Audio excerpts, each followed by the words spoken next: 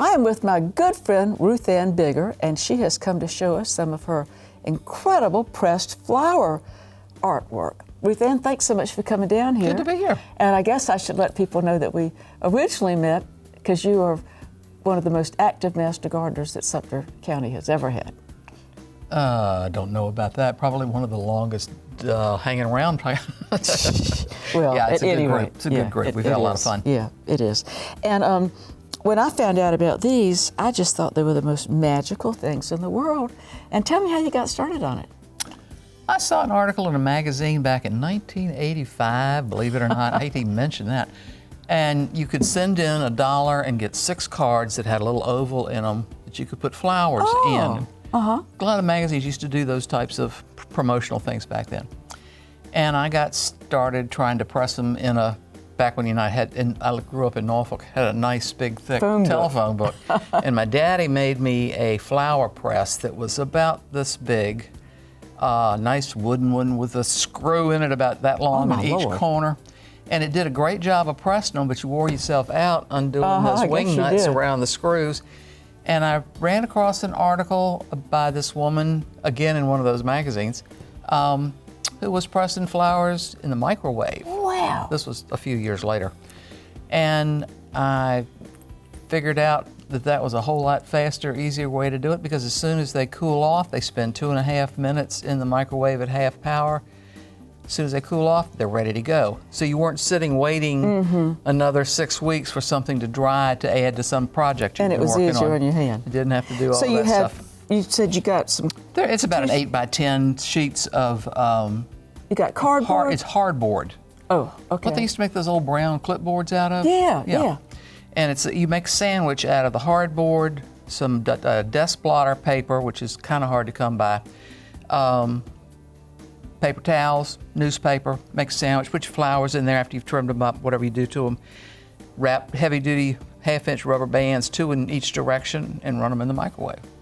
Now, if you go online, there's a lot of other ways that you can do this. Some people use heavy plates, or they'll put a flat Corningware pie plate on top of some things. I've just been doing it this way for so long. It's just easier than try to, why reinvent the wheel, as they say. I thought we'd show a few and ask you about the flowers that are in them.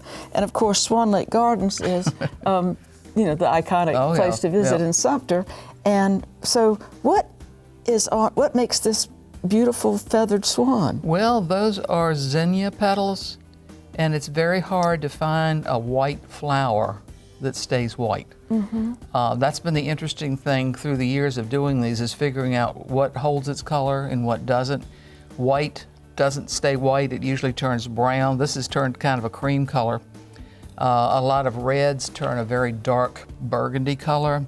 When my daughter-in-law got married, she wanted me to do something for the wedding, like some place cards, and she had a red and white theme. And the only flower that I could find that would end up red was to get a coral-colored verbena. Oh. And when it dries, it turns red. This I know I've seen in a lot of cards, and this is a very surprising flower. I think John Nelson was the only person here one night who could figure it out. I was answering the phones here one night, and you and Teresa and Rebecca Turk from Moore Farms and John were on the panel. And I brought a card in like this to see if anybody could identify this flower, because it looks like a hibiscus. And that's how John figured out what it was. He said, I don't know, but I think it's in the hibiscus family because of this little protrusion right here. It's a Turk's cap, and it's an old-timey shrub that a lot of folks have had, and it's bright red, and it never opens up. Oh, so you have to... Yeah, it falls off the plant, still closed up. And I just happened to pick one up one day. I was in my hammock relaxing and opened the thing up, and I thought, I have to give this a try. That's really pretty. It keeps its color. It's a beautiful color. It is beautiful. And then I was going to ask what these were. This is part of a Japanese maple. Japanese maple. Yeah, and this is the polka dot plant. Yeah.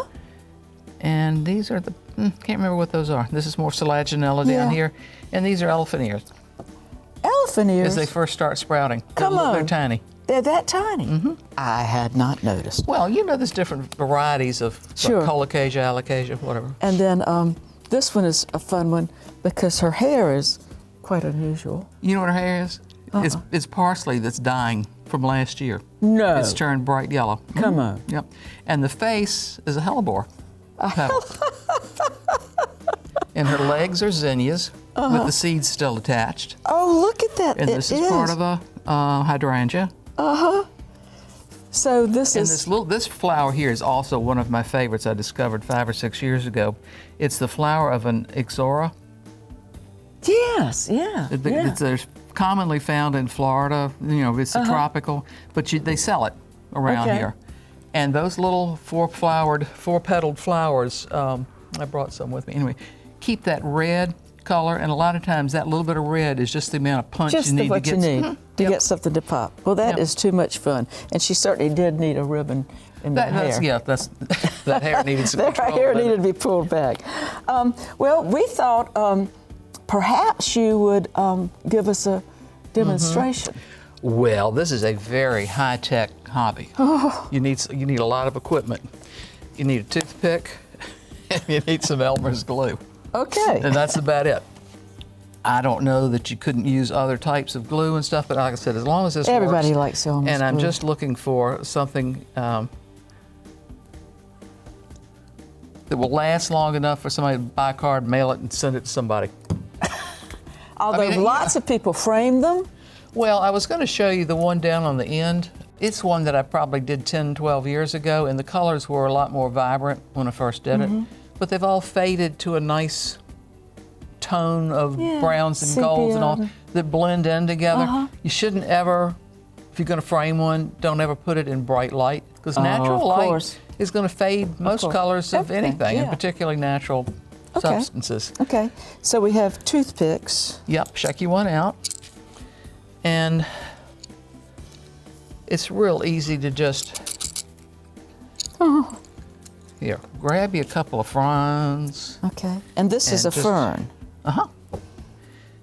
Just put a little on here and put it on the back and try to just hit it with a light coat and covers all of the leaf if you can, because if you don't, that one piece that you didn't get some glue on is what's going to stick up and catch when you go to put the card in the envelope.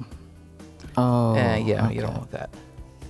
So, and I usually put stuff in put it wherever you want, upper left hand, lower right, anyway, just so you leave some room on the card to write something.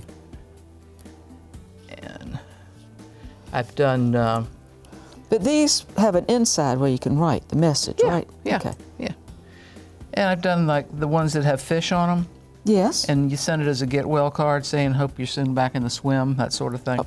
Yeah, kind of corny, but kind of cute, a little different. Yeah. And I think people enjoy getting something that somebody's taken a little time I don't with. think there's any question about it.